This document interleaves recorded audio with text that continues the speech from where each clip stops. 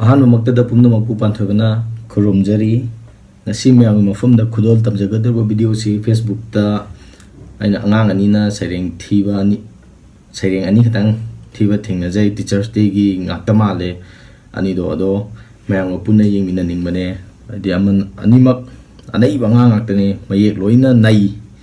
ado mayam punna yengmina si kari hairige do mayam already hana yeng busyarmani yeng de busyarmani ado aina anga ningjang bada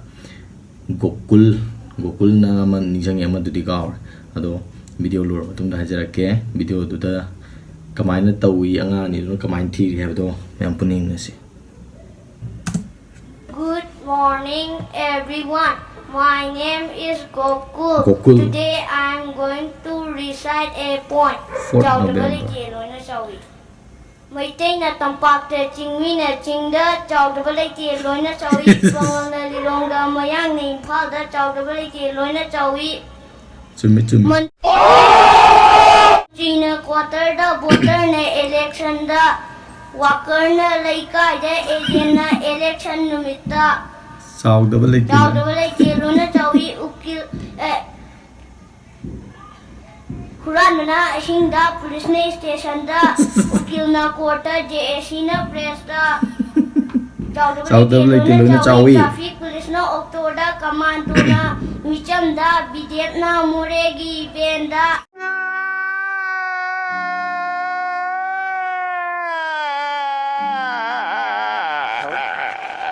chawdaba leite loina chawi constable na benda Doctor na hospital da ojana exam da chapter na organization da maira paibi na laikai gi wathuk ta chawdaba leite loina chawi thank you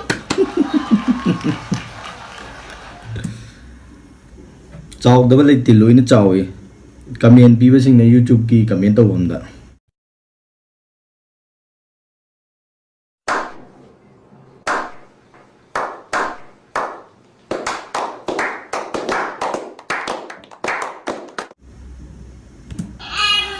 Sini naik je.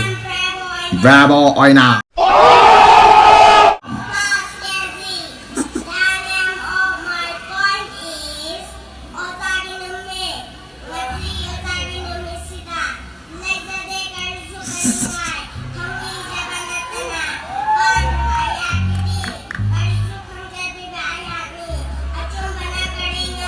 Ahanba na kanagumba. Sangat aja deh.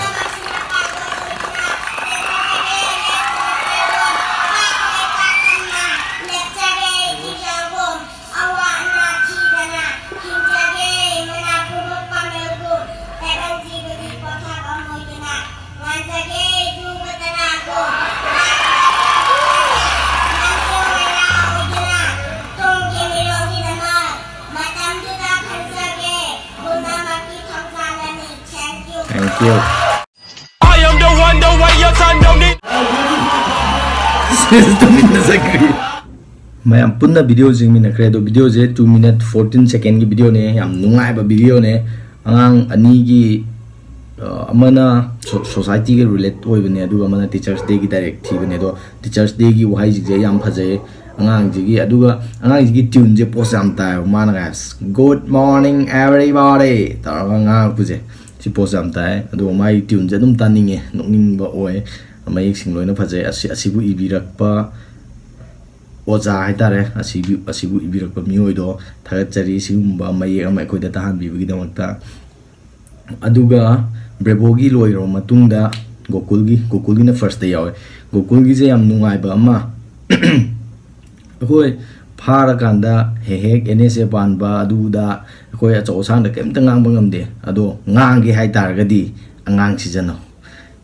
Gokul gi charing jidai na khang buje ngangning mangangi haitar di isai gi angang lejaba angang ama season naraga ngangning badong thokpa adu chaining do chahen bada kesu kai dabra na khalle duna mathang degi di isha nangang be mahutta aina ngangning bado angang thadong ngan ba adu ne hena phajarani na khalle adu odi phar ro ngangning bado jungang halle ado kenogi Gokul gi mai ire je kok se phajana thadari ire duna ꯑꯩꯒꯤ ꯑꯣꯏꯅ ꯊꯥꯒꯠꯄ ꯐꯣꯡꯗꯣꯛꯆꯔꯤ ꯏꯕꯤꯔꯤꯕ ꯃꯤꯑꯣꯏꯁꯤꯡꯗ ꯑꯇꯣꯞꯄ ꯃꯌꯥꯝꯁꯨ ꯏꯔꯒ ꯐꯣꯡꯗꯣꯛꯄꯤꯔꯛꯈꯣ ꯑꯗꯨꯒ ꯁꯤꯒꯨꯝꯕ ꯑꯉꯥꯡꯁꯤꯡꯒꯤ ꯚꯤꯗꯤꯑꯣ ꯑꯩꯉꯣꯟꯗ ꯔꯤꯑꯦꯛꯁꯟ ꯇꯧꯍꯟꯅꯤꯡꯕ ꯂꯩꯔꯒꯗꯤ ꯀꯃꯦꯟꯇ ꯍꯥꯏꯕꯤꯔꯛꯑꯣ ꯑꯗꯨꯒ ꯑꯩꯒꯤ ꯐꯦꯁꯕꯨꯛ ID ꯃꯈꯥ ꯗꯦꯁꯀ꯭ꯔꯤꯞꯁꯟꯗ ꯌꯥꯎꯕꯅꯦ ꯑꯗꯨꯗ ꯆꯪꯉꯒ ꯅꯠꯇ꯭ꯔꯒꯅ ꯏꯟꯁꯇꯥꯒꯤ IDꯗꯨꯗ ꯆꯪꯉꯒ